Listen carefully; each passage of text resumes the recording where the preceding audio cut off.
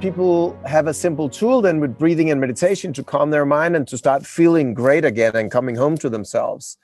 And I think the biggest mistake is not realizing that you have breathing right under your nose. This is Life's Tough, Explorers Are Tougher, and I'm your host, Richard Weiss. Scratch the surface of an explorer and you'll find an adventure and a great story. This show is about their tales.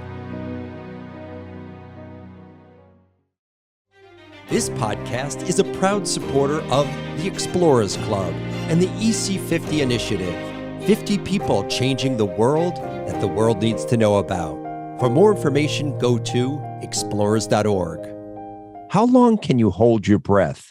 Think about it, a minute or two? Our guest today, Dr. Stig Severinsen, has held his breath under special conditions for over 20 minutes and is the holder of numerous world records. Welcome to Life's Tough, Stig. Thank you so much. Thank you for having me.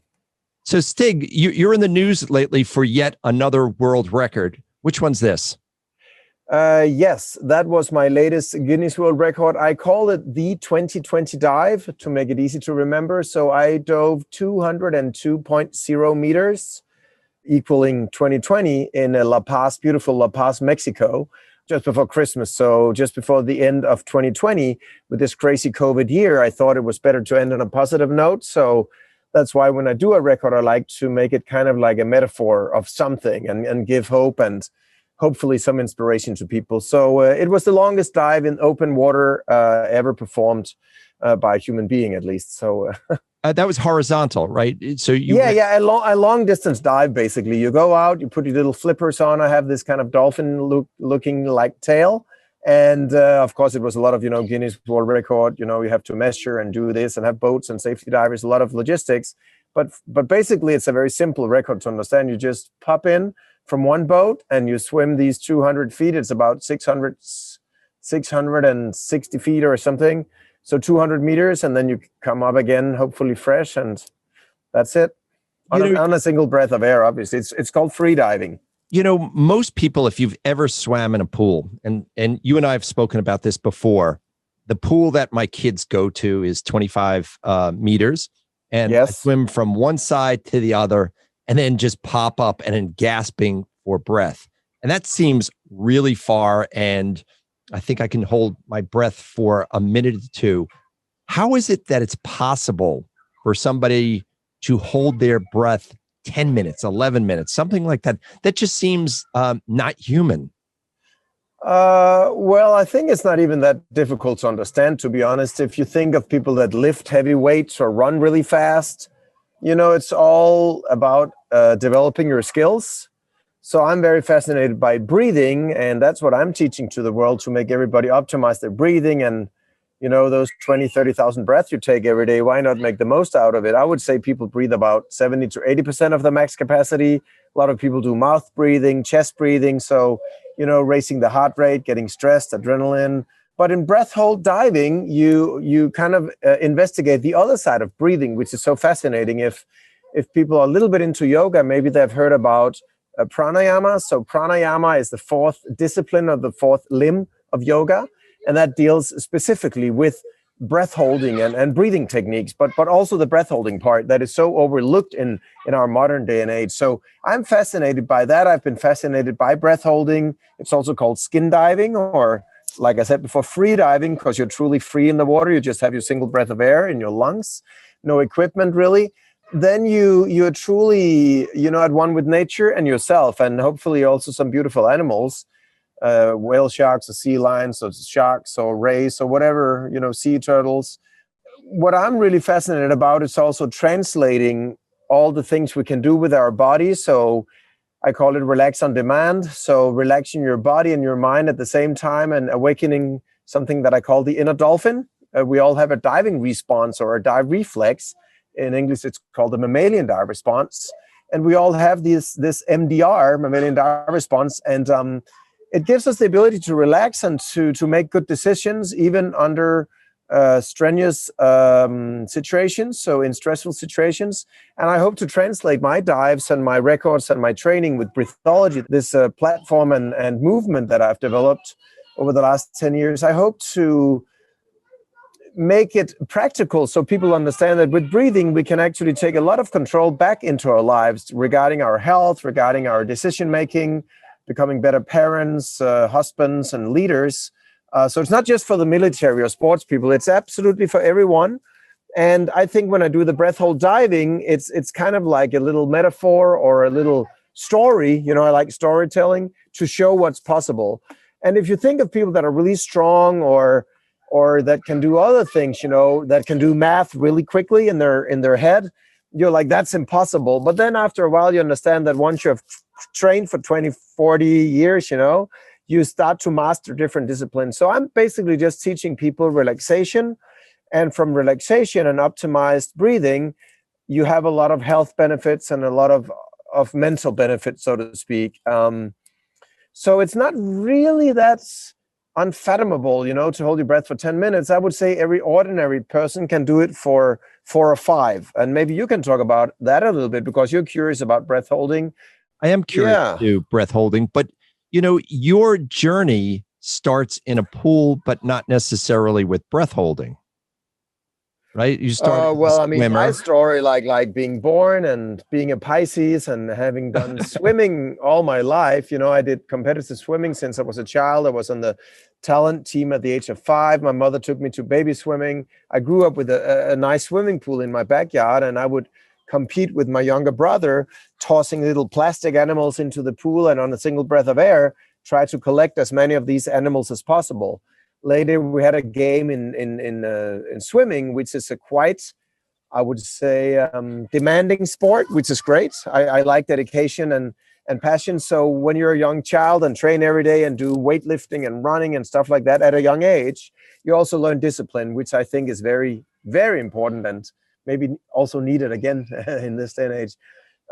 But with swimming, I learned that the more I could relax, the more I could hold my breath and swim underwater. Again, this horizontal, you know, like long distance swimming.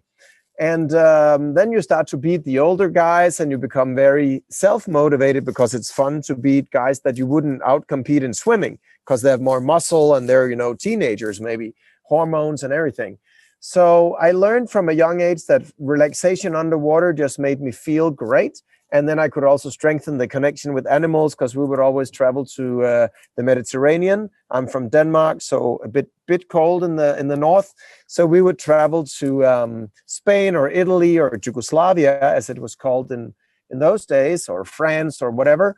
And I would spend almost a month there, about 3 weeks. And the more I could hold my breath and relax, the more I could experience the underwater beauty of, you know, seeing an octopus or catching a fish, or I even got my spear gun at some point and I felt like James Bond, you know, one of the proudest moments of my life. I had the little dive knife on my ankle, on my calf there. And so, the more you become comfortable and relax, the more you can, you know, use your body and your mind to the fullest capacity. And that's kind of my mission with breathology also and everything I do.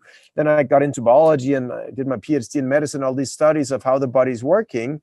But I always come back to relaxation. And I think that's maybe the most overlooked thing, if we can call it a thing, the most overlooked topic of our modern life is relaxation. We all know how to stress, but not very many people are good at relaxing. And relaxation, by the way, is not the same as being lazy, just to make that point. It's something you have to train, and you can enter it. And everybody has the ability to naturally relax and turn on the vagus nerve. We can get into how we can do that if people want some practical advice. But we're not trained in school or even at hospitals to do this. So this is something that I'm very passionate about, teaching people that they have this switch they can flick, and I call it relaxation on demand. Our mission is to empower the next generation of explorers. If you like this podcast, please recommend it to a friend and have them join the expedition. So, you know, I just want to remind our audience that you do have a website. It's breathology.com, and it's breath and eology. It's sort of like if you took geology, took the G away and put breathe in front of it, and you have breathology. There's a free book on there. Stig, take us through the process. So I know that one of the tenets of good breathing on your part starts right from the nose and not the mouth. So take me through why the nose and not the mouth. Yeah, I would think the most common mistake people do is that, besides not being able to relax, is that they breathe from the mouth. And maybe you can say on a larger scale, the greatest mistake you can do is not being conscious about your breathing. So you're not putting any awareness into it. That is, I think, why meditation, and especially mindfulness and mindfulness breath meditation, vipassana, these kind of specialities in breathing have become so very popular over the last maybe 10 years, 6, 8 years especially, because people have a simple tool then with breathing and meditation to calm their mind and to start feeling great again and coming home to themselves. And I think the biggest mistake is not realizing that you have breathing right under your nose. So people breathe, as I mentioned in the beginning, about 20 to 30,000 times each day. It's a heck of a lot of breathing, you know. In a lifetime, it's about 1 billion. If we breathe about 10 million breaths a year times 100 years, that's actually 1 billion breaths. So if you don't optimize your breathing with every single breath, you're not really living fully. And that goes back again to the yogic philosophies of the gurus and the sadhus, the kind of yoga priests, that you really have to put attention on every single breath, because then you truly live to the fullest capacity. And it's very important we use the nose for different biological reasons. Let's just be very simplistic about it, not very spiritual. We can get into that in a part 2 on your great podcast here maybe. But part 1 for everyone to understand is that the nose is for breathing and the mouth is for eating. And I always tell people that, and it's true, because the mouth is where you put your food, and it's just a big hole. And it's very uncontrolled. You get the air in, it's very dry. If people out there listening take a big breath, like a really big bad one, you know, you feel the tension in your chest, you feel the dryness in your throat, and you realize immediately that you're losing liquid. Also, you're drying out in your throat, and that needs to be replaced. Plus, you're taking a big breath and blowing out, so you're losing a lot of liquid, so humidity from your lungs. So you're kind of dehydrating yourself. Now, if you use your nose, it has many, many wonderful benefits. First of all, the nostrils are smaller holes, making it a more natural inhale because the holes are smaller. In other words, it takes longer for the air to come in. And now a lot of good things happen. First of all, most of us, especially men, have a lot of hair in the nose, right? So that takes away the dust, the mosquitoes, the leaves, different particles in the air, you know, like dust and other things that you don't want straight into your lungs. If you use your mouth, it's like a big pipe, you know, everything runs straight into your lungs. That includes bacteria and viruses, fungus and everything, you know, that goes through that main channel, you know, we could almost put a fist in. So if you use your nose, you already have a mechanical filter in the hairs. And then inside the nose, which is the real nose, this is just the nose on us normal people. But inside we have the big nose, the inner nose, and the nose inside is as big as the mouth. So I don't know how much this podcast is going to show me, but if people just imagine the mouth, a big open mouth, some people can even put a fist in their mouth, right? But if they put the fist on their forehead, there's a big hole inside a cavity the same size as your fist. And people might even not believe this, but it's true. And inside of your nose, in front of your brain, you have the upper sinuses and the inner nose, and there you have some very intricate systems and some mucous membranes that again will take more bacteria and more stuff away from your inhaled air. It will humidify the air. It will also cool it or heat it, depending on the circumstances. Now, we're also proud members, and you're president of the Explorers Club, this fabulous club. So we have people going to the extreme of the North Pole and the Antarctica, but we also have people going maybe like I was yesterday hunting fossils between Dubai and Fujairah. So in the United Arab Emirates, right, in the desert. So if it's very hot, it will cool down the air. If it's very cold, it will heat up the air. That's happening naturally inside of your nose. It's like a climate station. So those are just the kind of physical things. It's not even anatomical yet. It's just physical benefits. And then also about 12 or 13 years ago, 3 scientists were given the Nobel Prize for the discovery that when we breathe in with the nose and the air passes through the inner sinuses, we also put in a little gas molecule called nitrogen oxide, NO, or nitric oxide in American, but I think in English it's nitrogen oxide, NO. People can look it up online. And NO is a very poisonous gas in high concentrations, but when you breathe, and especially all the nose breathing, which they figured out in many different cultures thousands of years ago, NO has many capabilities. First of all, it's a vasodilator. It just means that it makes the muscles relax. So when you get the air into the bottom of your lungs, where you have the alveoli, they're kind of little flower buds, little rose buds, I call them, and they're surrounded by the capillaries. So this thin blood vessels, and that's where the air comes into your lungs, and the oxygen has to jump into your bloodstream, and the CO2, the kind of waste product of the metabolic production of energy, goes back into your lungs and then out into the plants, and you have photosynthesis with the sun, and we all live happily together in harmony with animals and plants. But when you have that nitrogen oxide going into your lungs, it opens the blood vessels. It lets the smooth muscles in every single little blood vessel open more because it relaxes. It's called a vasodilator. It just means relaxation for the muscles. But not only that, nitrogen oxide also has other properties, such as it's antifungal, it's antiviral, and it's antibacterial. Now, I don't know why the hell they haven't told you that from the WHO or the health authorities about when COVID hit in March, but I'm preaching it like I was, the church minister or something. But I don't know why nobody's talking about that. So those are things you can do yourself to stay healthy and strong, and to optimize your breathing completely free. So it's right under your nose. And then again, we can go into all the deeper aspects of how the air is coming into your lungs, if it's laminar flow or tubular flow and all kinds of stuff that's too much. But in summary, when you breathe with your nose, you facilitate diaphragmatic breathing. It means, in layman terms, that when you breathe with your nose, you use the diaphragm as it's supposed to be used. You breathe deeper into your lungs, where you have a larger amount of alveoli, these little flower buds, kind of exchanging the gas with your lungs. So on the opposite side, when you're doing it wrongly, you're breathing from your mouth and in your chest. And we all know this breathing. This breathing is stress breathing. This is when we lose our mind or mind control. So when we're upset or angry or afraid or sad, if it's a child starts sobbing. So it's in and out, in and out. There's no break in the breathing. And if we're angry, it's the same. It's the same as being sad. I told you, and I'm not going to repeat myself. So there's no pause in the breath, and we really breathe in a very, very insufficient way. But also, if we're stressed in everyday life, maybe emotional or spiritual reasons, maybe we lost a loved one, or we're losing our job, or we're afraid of losing our job, then we also have this kind of panting. It's called hyperventilation. And that leads to headaches and migraines and tension in your neck and all kinds of bad things. And then you're in this negative spiral because your body feels that you're stressed physically, emotionally maybe, but physically you feel it. And then you start to produce adrenaline because you're in fight and flight. So you want to survive. And that's just the start of this downhill escalator into the darkness, because then when you have more adrenaline and cortisol, these stress hormones, then your heart beats faster and your breathing becomes faster, and it's a negative spiral. But you can reverse it by not breathing, maybe not for 20 minutes, but for a few minutes, 30 seconds, or by starting doing nose breathing.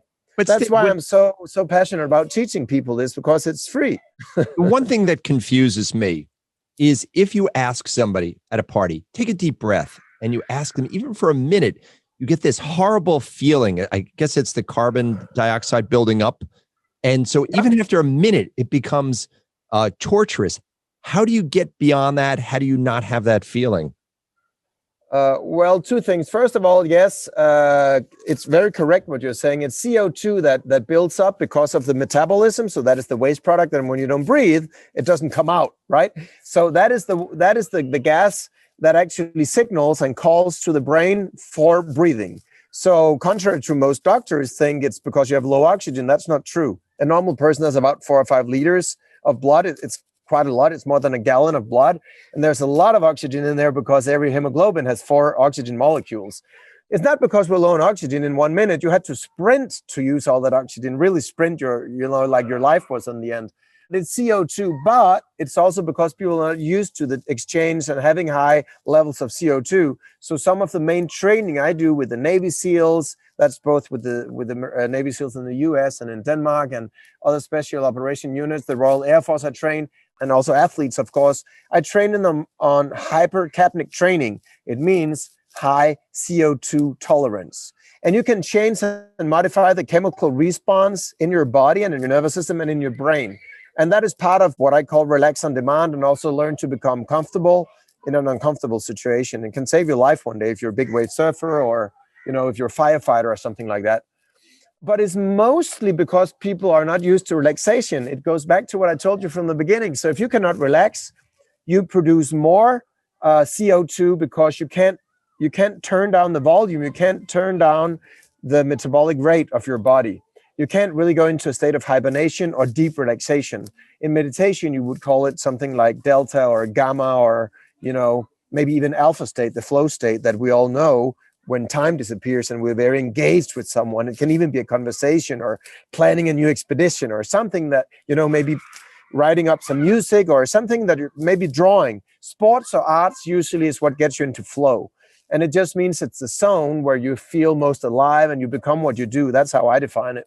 It's because people are not used to that. They're not taught how to enter those states that we all live in, but we don't know maybe how to enter them.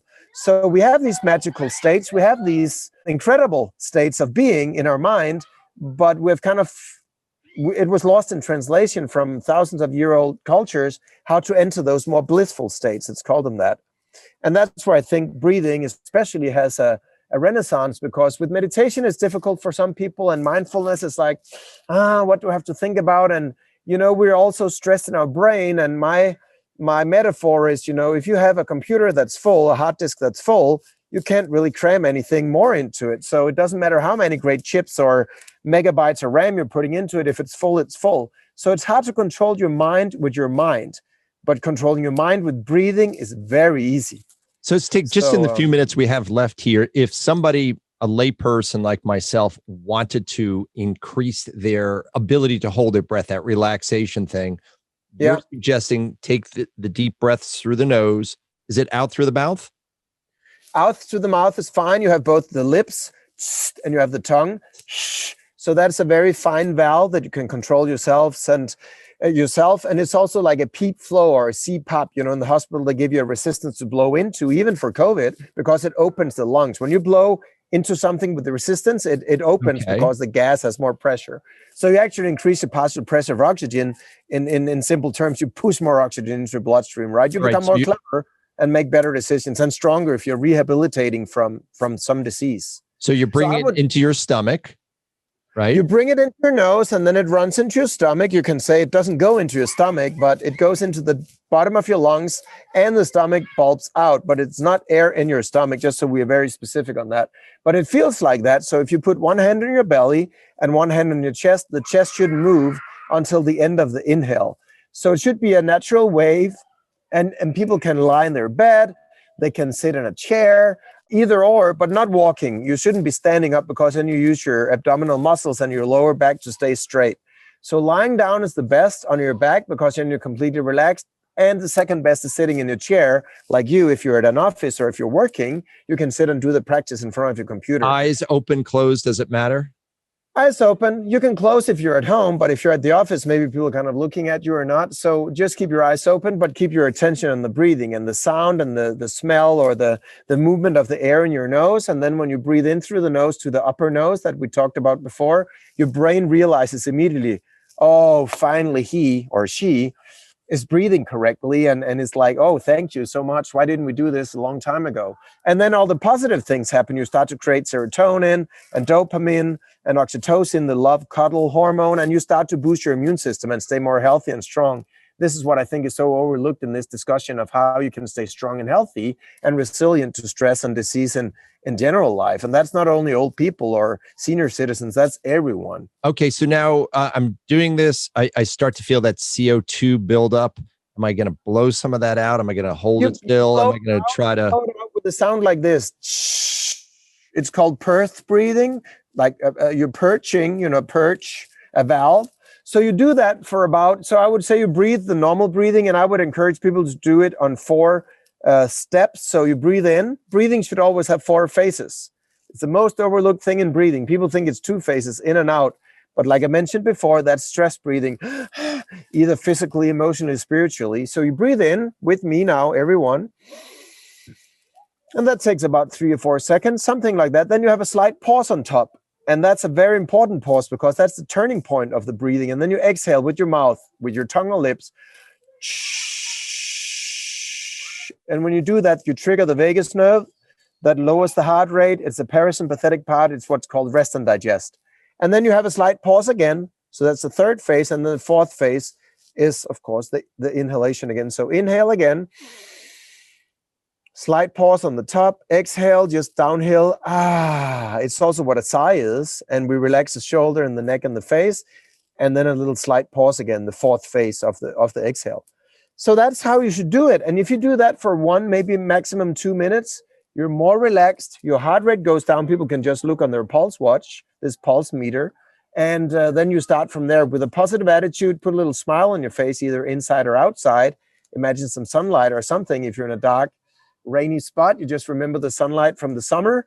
And that wakes up a lot of stuff inside of your body. And the cells start to vibrate at a high frequency. And that's kind of the magic of everything, that you don't only have oxygen, but you also vibrate at a high frequency in life.